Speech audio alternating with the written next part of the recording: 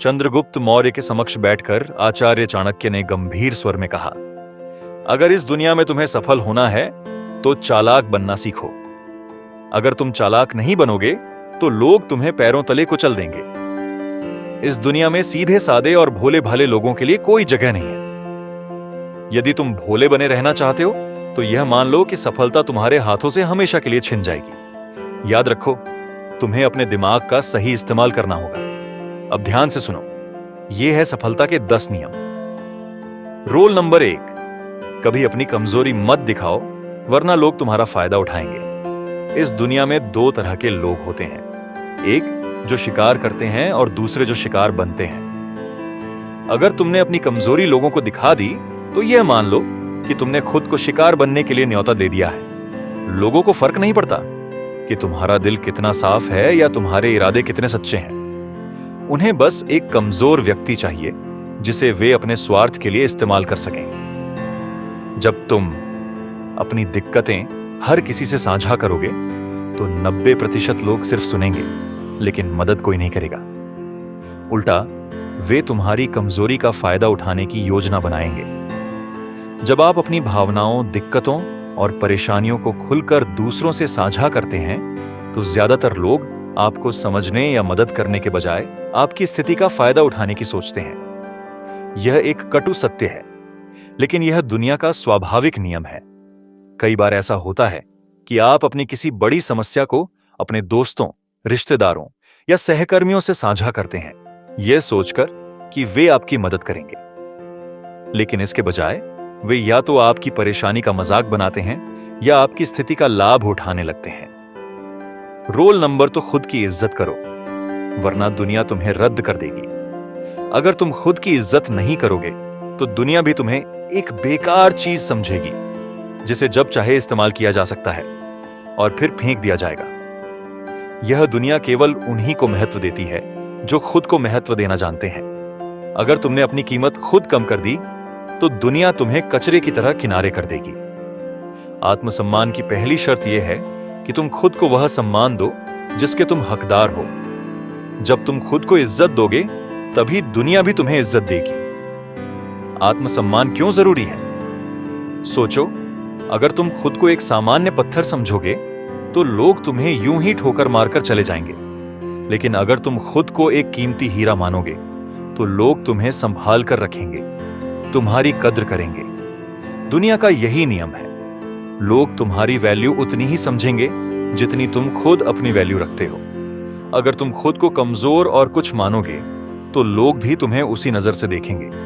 अगर तुम अपने आत्मसम्मान को गिरा दोगे तो दुनिया तुम्हारी परवाह नहीं करेगी। लेकिन अगर तुम खुद को शक्तिशाली, सम्मानजनक और योग्य मानोगे तो लोग भी तुम्हें उसी तरह ट्रीट करेंगे। नंबर 3, सही शब्द सही समय पर बोलो वरना कोई तुम्हें गंभीरता से नहीं लेगा। शब्द हमारी ताकत होते हैं और इनका इस्तेमाल एक कला है। सही शब्दों का चुनाव और सही समय पर उनका प्रयोग हमारे आत्मविश्वास, इन्फ्लुएंस और प्रभाव को बढ़ाता है।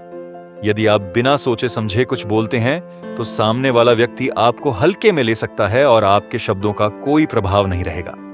वहीं अगर आप सोच समझकर और सही समय पर शब्दों का चयन करते हैं तो आपके शब्दों में शक्ति होती है और लोग उन्हें गंभीरता से लेते हैं। उदाहरण के तौर पर एक बार एक युवा लड़का अरुण अपने बॉस से बात करने के लिए गया। वह काफी घबराया हुआ था और उसे नहीं पता था कि क्या कहना चाहिए। बजाय वह जल्दी जल्दी बोलने लगा, लेकिन उसने ध्यान नहीं दिया कि क्या बोल रहा है। उसके बॉस ने उसकी बातों को हल्के में लिया और उसकी राय को इग्नोर कर दिया। अरुण को यह समझ में आया कि अगर वह शांत रहता और सोच समझकर कुछ बोलता तो उसकी बातों का वजन बढ़ सकता था। एक सफल नेता या प्रभावशाली व्यक्ति हमेशा जानता है कि कब चुप रहना है और कब बोलना है। सही शब्दों का चुनाव और उनका सही समय पर इस्तेमाल ही उनकी सफलता की कुंजी बनता है। अगर आप अपने शब्दों को चुन चुनकर और सावधानी से बोलते हैं तो आपके शब्दों का असर होगा और लोग आपको गंभीरता से लेंगे। रोल नंबर 4, मतलब के बिना कोई तुम्हारा सगा नहीं होता। यह कड़वा सत्य है कि इस दुनिया में कोई किसी के लिए भी बिना किसी मतलब के नहीं रहता। अगर आप यह सोचते हैं कि लोग बिना किसी स्वार्थ के आपकी मदद करेंगे तो यह आपकी बड़ी भूल हो सकती है। चाहे आपका परिवार हो या दोस्त, सबका जीवन एक उद्देश्य से जुड़ा हुआ होता है। जब तक आपके पास ताकत, पैसा या कोई खास विशेषता होती है, लोग आपके आसपास रहते हैं। लेकिन जैसे ही आप कमजोर होते हैं, आप देखेंगे कि वह लोग आपसे दूर हो जाते हैं। यह उदाहरण लेते हैं। अजय एक सफल व्यापारी था। उसकी कंपनी बड़े पैमाने पर चल रही थी और हर कोई उसकी मदद करने के लिए तैयार रहता था। लेकिन जब उसकी कंपनी डूबने लगी और वह आर्थिक रूप से कमजोर हुआ, तो उसे एहसास हुआ कि लोग तब तक ही उसके साथ होते हैं जब तक उनके पास कुछ हासिल करने का मौका होता है। यह कड़वा सच था, लेकिन यह जीवन की वास्तविकता थी। इसलिए हमें यह समझना चाहिए कि कोई भी किसी का सगा नहीं होता। लोग तभी तक हमारे साथ रहते हैं जब तक उनसे कुछ फायदा हो रहा होता है। इसीलिए हमें अपने आप पर निर्भर रहना चाहिए और अपनी ताकत बढ़ानी चाहिए, ताकि हम दूसरों के सामने निर्भर न हों और खुद को मजबूत बना सकें। रूल नंबर 5, नकारात्मक सवालों को चालाकी से संभालो। गुस्से में बहक मत जाओ। जिंदगी में हर कोई आपको खुश रहने और आगे बढ़ने नहीं देगा। नकारात्मक सवाल और ताने अक्सर हमें परेशान करते हैं, लेकिन हमें उनका जवाब गुस्से में आकर नहीं देना चाहिए।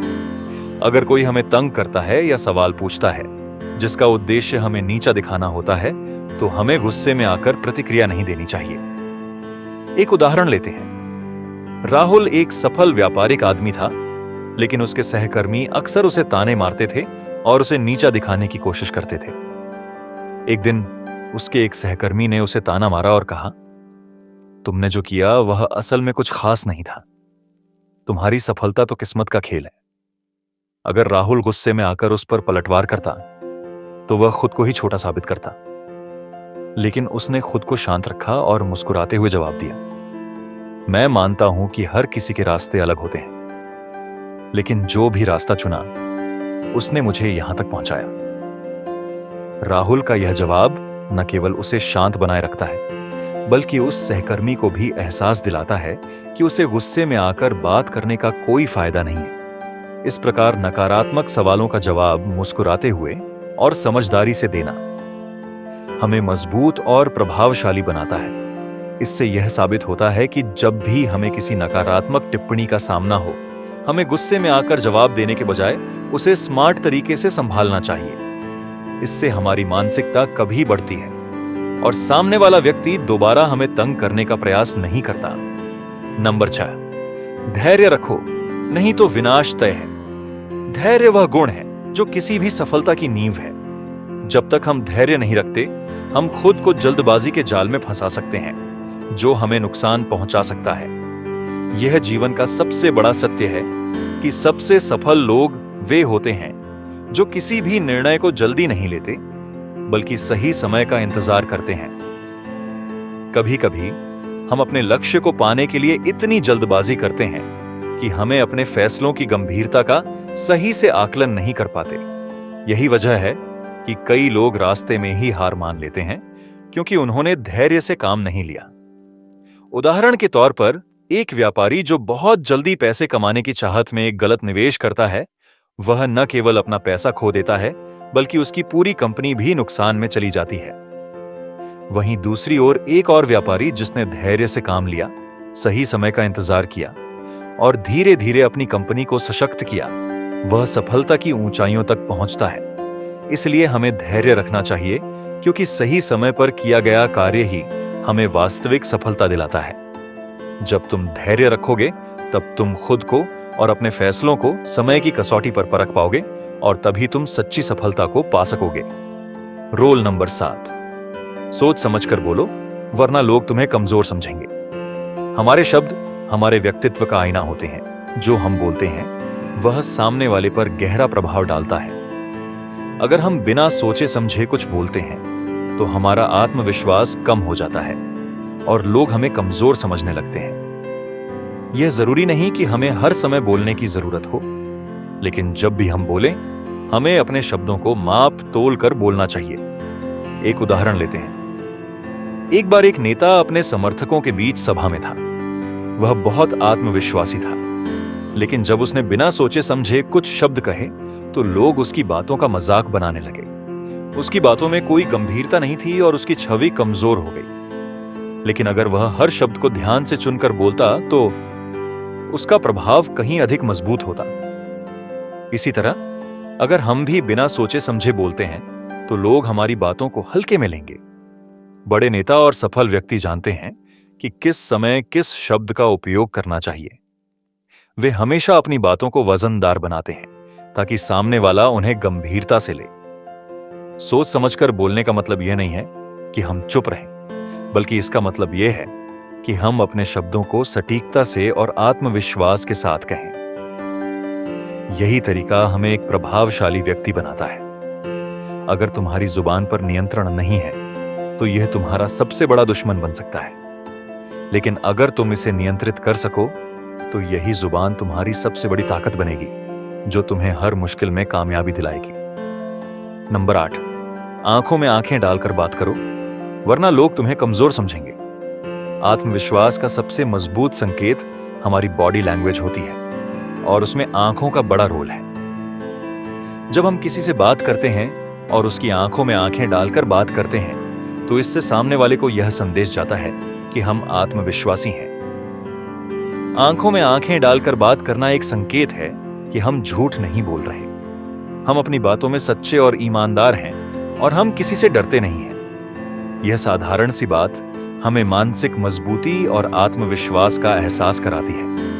आंखों में आंखें डालकर बात करना केवल बातों का असर नहीं करता, बल्कि यह हमारे अंदर के आत्मविश्वास को भी मजबूत करता है।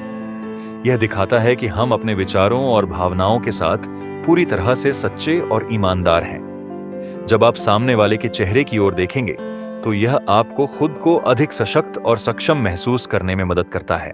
रोल नंबर 9, बेगैरत और लक्ष्यहीन लोगों से दूर रहो।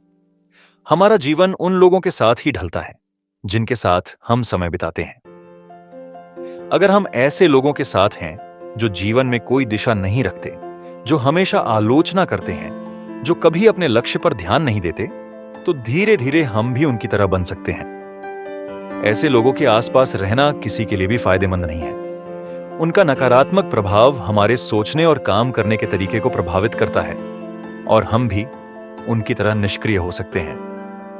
रोल नंबर 10, अपनी सोच को हमेशा बड़ा रखो, क्योंकि छोटी सोच के लोग कभी आगे नहीं बढ़ते। हमारे सोचने का तरीका हमारी भविष्यवाणी करता है। अगर हम छोटे विचारों और छोटे लक्ष्यों के साथ संतुष्ट रहते हैं तो हम कभी बड़े सपने नहीं देख सकते।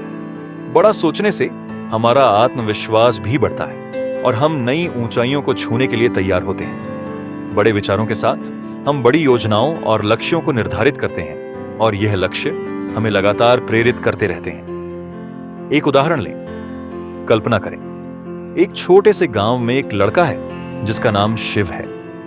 वह हमेशा छोटे विचारों के साथ जीता था, जैसे कि अच्छा अंक प्राप्त करना या एक छोटी नौकरी पा लेना।